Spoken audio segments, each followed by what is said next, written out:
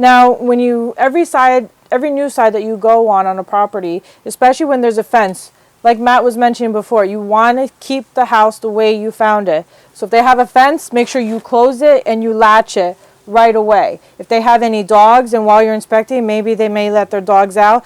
God forbid something happened to the dog, you're going to have a really angry homeowner. So make sure the fence is always closed and put back the way it was found.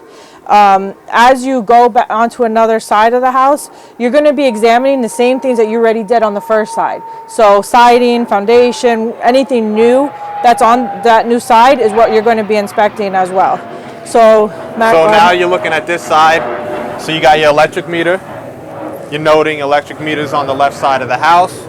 You can see here, looks like they got a generator hookup. It's closed. I would ask the homeowner about it. We'll look more in the basement on that. They got another outlet there. We would test the GFCI there. Just looking around the house here, this is something that you guys should all know. They got a camera. Nowadays, there's cameras everywhere, so you're always on camera. So you got to watch what you say. Even if you're talking to your client in private, Alexa, whatever, might be listening. So, you know, always watch what you're saying. So now we're looking at the house here. The siding looks good on this side. Not too much going on. The windows looks good. The caulk looks good. The screen is there. Your electric service looks good.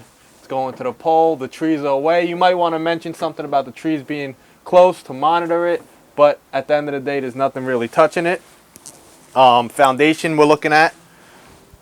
No real cracks here. Nothing's going on. The crack there's filled in. Windows look good. So we get our pictures. We're doing everything, you know, systematically, and now we keep moving on.